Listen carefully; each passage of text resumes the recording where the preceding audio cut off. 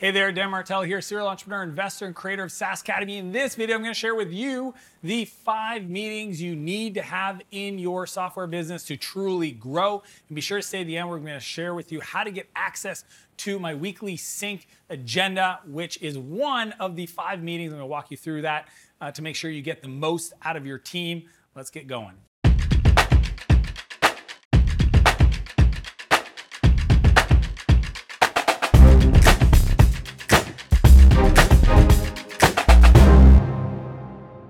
A long time ago, I was building a company called Spheric. I was 24 when I started the company, and it grew like crazy, 150% year over year. We started hiring people. I think we were about 20 folks. When I finally realized that I was running around like a chicken with his head cut off, I was trying to do everything. I was being involved in the sales meetings, the marketing meetings, the delivery, talking to clients, doing the work, accounting, process, picking up mail at the PO box, doing everything, and not truly with any structure. And what I've discovered, I read a book called Good to Great by Jim Collins, which really set me down the path of like, oh, great companies actually have a operating model. I call it the company OS. They have an operating system for how they grow their business. And if you study the highest performing companies, they all follow similar patterns in regards to the way they communication flows and how they schedule and they run their meetings. And that set me down this path of reading a bunch of books like Scaling Up, and Traction by Gino Wickman, and Double Double by Cameron Herold. And literally, if there's been a book written around operating models, high output management by Andy Grove, et cetera, I've read it. And, Meetings Suck, another one by Cameron Herold that will give you a lot of color into meetings. But I really believe that there's 5 meetings that if you implement, it will transform your business. These are non-negotiables. When I start companies, we implement, we instruct, I give the guidance on how to do these things because they are the 80-20. These are the 5 meetings. You add them to the way your team communicates and you will build consistent, repeatable momentum. If you don't, you will be floundering and struggling and feeling like nothing's getting done to your standards. And once I implemented these meetings into Spheric, it allowed us to continue our growth curve over a 4-year period to eventually building one of the fastest growing companies in Canada and getting acquired by a US firm when I was 28. So, and the reason why is because you build a company that's well managed and people will see the value in that. So I want to walk you through those 5 meetings in this episode. Number 1, the daily stand-up. So the way this works is you may have heard of daily huddles or stand-up meetings, et cetera. I got this from building software in the Scrum model. But the way to do this is really simple, okay? Is you ask, what are the 3 things you did yesterday? So everybody stands up. That's why it's called a stand-up. Everybody stands up. And you ideally want to do it at the department level if you have a big company, and then roll that up into the exec leadership teams at each one. But it shouldn't take more than 30 seconds per team member. What did you do yesterday? What are the 3 big rocks you accomplished? What are the 3 things you're going to accomplish today? What's on your list? What do you want to do today with your time? And then 3rd, are you blocked? Are you stuck? Is there anything you need to move forward?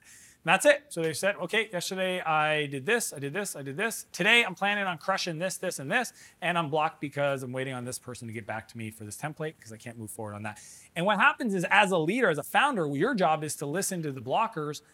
Make sure that they're working on the right things. So sometimes people are pulling on the rope in the same direction, meaning that like you could have one piece of rope that splits off to 5 people on your team and they're all pulling in different direction, which means nobody's really moving in the right direction. So you want to make sure everybody's aligned and that if there's anything slowing down, creating friction, that you unblock and unstuck. That is the role, one of the many roles of a founder as a leader for your team. So number 1 is the daily stand up. Number 2, the weekly sync. So this is a framework I created in a structure, but it's a weekly meeting. At the end of the day, you want to do a few things really well, but you want to synchronize your team towards the bigger vision. So you want to make sure that you're looking at your scorecard, you're understanding how the big rocks that you've designed for the quarter are moving forward, and you want to make sure that any issues that have come up, that you discuss them in those meetings in context. Too often, individuals are having debates and discussions around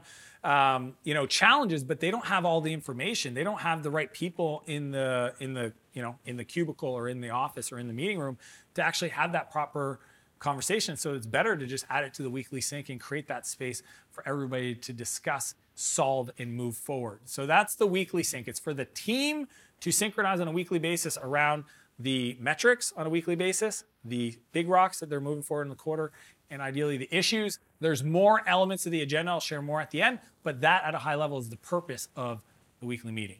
Number 3, monthly reviews. So if you've done things properly in your planning, we'll talk more about that in a second, then every month you should be doing a monthly review to just see how things are going. Double click, dive into the projects, dive into the status, show, like kind of like a show and tell. Like if people are moving forward and they're like, let's say somebody's migrating, your Google Docs to Airtable, for example, as a big project. Show us what you've created. If it's a 2-month long project, like I'm a big fan in those monthly reviews, is just share with the team what's going on. How does that look? If you're customer success and you're building new case studies for your marketing team or for your website, show us what you got. Let's see, don't wait. I think too often people want to wait till things are perfect. I think in the monthly review, yes, you want to review the previous month. How you guys doing? What's planned for the next month? Is everything green, red, or yellow? I agree. But I also say take the opportunity to just do a little show and tell on a monthly basis so that everybody in the organization can kind of be proud of the work they're doing and proud of the progress they're making, and everybody else feel like, oh, I actually understand what that department's doing or this person's doing, or I understand how this project's going to fit into the work I'm doing. I think it's just a really great cadence on a monthly basis to reset and share kind of how the company's doing. Number 4, quarterly planning. So one of the things that I think is very important is on a 90-day sequence. My buddy Todd Herman says he has a program called the 90-day year that really the truest fidelity or ability to plan is about 90 days. After 90 days, sure, you can be directionally focused on what you want to get done, but you really can't tell. You have no clue how the stuff that you're doing right now is what the impact's going to be and how that's going to materialize into momentum into the following quarter. So every 90 days, I think it's really important to step back, look at the previous period, see how you've done, take those lessons learned. If there's anything that didn't get done, move them forward in the next quarter. And then with that knowledge, reset and evaluate the 90 days going forward and lock those in, set the metrics and move forward. But it's just really healthy to ideally off-site, okay? Go outside of your office every 90 days for 1 day minimum as a team and just reset the plan, reset the vision, reset the quarter for the following one coming up, and make sure that you take everything you've learned in the previous 90 days and bring those forward in the following 90 days. And that, on a quarterly basis, is a must. And some people are like, well, I'll do it every 4 months. You can. I'm just telling you, you're not going to grow as fast. The teams that pulse together faster grow the faster. Okay, and pulse means more often they're communicating and realigning strategy. More often they're connecting, talking about strategic vision and aligning everything to make sure that it's making sense. 90 days for me is the absolute best time to make sure that that happens, and every 4 months just feels a little slow and could be a little faster if you go every quarter. Number 5, yearly strategic planning. So the yearly plan is way different than the quarterly because the quarterly is looking at what you've already designed in your yearly planning to get done in that quarter and understanding the sequencing of projects and why they're designed in that order. Sure, you can move them out of sequence, but in regards to throwing away a full big project or changing product strategy, you're not going to do that on a quarterly basis. On an annual basis, on your yearly strategic planning, you're going to look at the previous 12 months, take all the lessons learned moving forward. Then you're going to look at a 10-year target, a 3-year vision, and 1-year goals for the business, and using that kind of vision for where you want to end up in 10 years and being really clear what are the 5 to 7 things that you're going to want to accomplish. Then you can work backwards and really set a 1-year plan that's going to align with the 3-year and eventually the 10-year. That shouldn't be done. See, what happens is too often when you're having meetings with your team, you're talking about stuff that are very strategic and long-term out of context for when those conversations should be happening.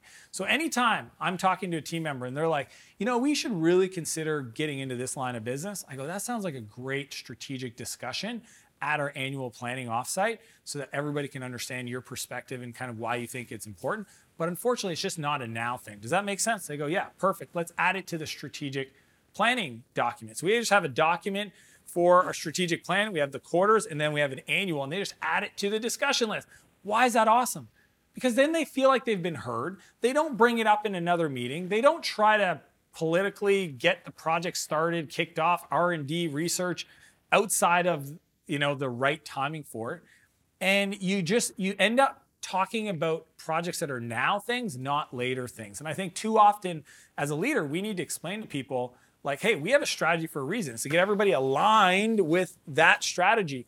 If you come in and you keep adding stuff that is totally a right turn or a left turn, then we're going to slow ourselves down. The right time to do that is maybe in a quarterly meeting or an annual strategic review, but it's not now. And I think creating that annual offsite 2 days and spending time really looking over the numbers for the previous period and then looking at the next 12 months with a 3-year horizon and a 10-year horizon to make sure that everybody's aligned with that vision and then building a plan against that.